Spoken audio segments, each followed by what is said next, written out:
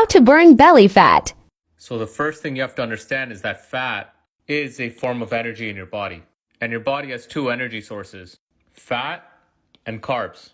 And your hormones dictate which energy source you'll use. So how do you end up with all this energy on your belly, but you can't burn it? Glucagon and insulin are two hormones in your body that help with fat burning. When the glucagon is high, your insulin's low. They're like opposites, just like your bicep and your tricep. When your bicep's contracting, you cannot contract your tricep, and vice versa.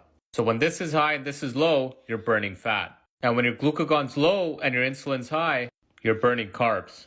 So now let's say you finished dinner, and your insulin levels went up. Now your glucagon levels went down, and remember what that means. You're now burning the carbs, because you gotta burn the dinner you just ate. However, every food has a different effect on your insulin and glucagon levels. For example, look at the effect of your insulin levels from carbs compared to protein and fat. So if you have a high carb dinner, like pasta, or pizza, or roti, or a bunch of rice, your insulin levels would shoot up a lot higher compared to a meal that's rich in protein and fat and lower in carbs or more fibrous carbs. I like to call this rule FFP, fiber, fat, and protein. Well, now your insulin only spiked that high. So let's say you finish your dinner at 7 p.m. At 8 p.m. you start fasting. By 12 o'clock your blood sugar is normalized. By 2 a.m. your insulin levels drop. And by 4 a.m. your glucagon goes up. Now this is if you had a healthy meal. If you had pasta and pizza and high carbs and alcohol, that's not going to happen. Now when you wake up at 7 a.m.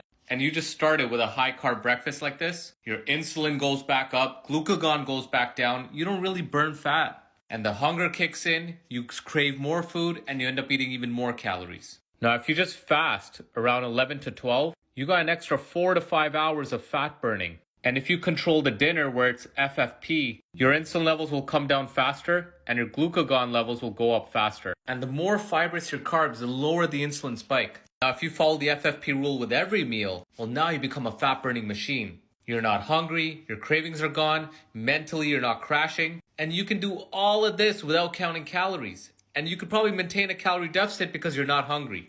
So here's some signs to see if your insulin levels are high. And look, here's some more signs. You end up getting hungrier. You crave more sugar. You have no focus, no ambition. You're always tired because your body is dependent on burning carbs for fuel. Hence, you're not burning the belly fat.